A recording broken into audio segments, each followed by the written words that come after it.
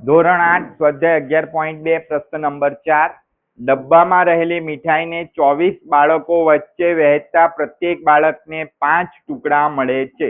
હવે જો બાળકોને ની સંખ્યામાં 4 નો ઘટાડો થાય તો પ્રત્યેક બાળકોને કેટલી મીઠાઈ મળે?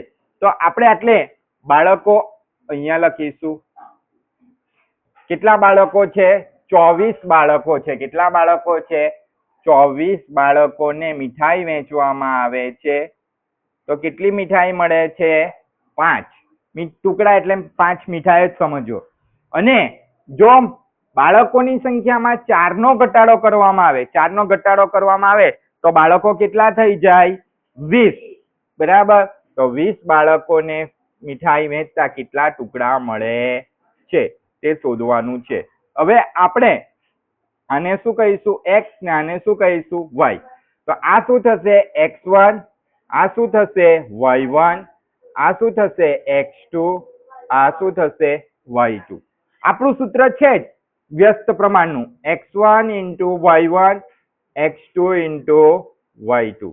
ઇન્ટુ એટલે કે ગુણાકાર, x1 ગુણ્યા y1 x2 ગુણ્યા y2. આ સૂત્ર છે. તો હવે બધી કિંમત મૂકી દઈએ. ચાલો, તો x1 ની કિંમત કેટલી થઈ? 24. y1 છે કેટલા છે? 5. તો એ બંનેની વચ્ચે શાનું ચિહ્ન આવશે? ગુણાકારનું. શાનું ચિહ્ન આવશે? ગુણાકાર. કઈનું ચિહ્ન નથી એટલે ગુણાકાર. x2 કેટલા છે? 20 ગુણ્યા y2. તો એટલે આપણે y2 શોધવાના છે, એટલે y2 ગુણ્યા શું થશે? 20 બરાબર 24 ગુણ્યા 5 જમણી બાજુ લઈ જાઉં છું.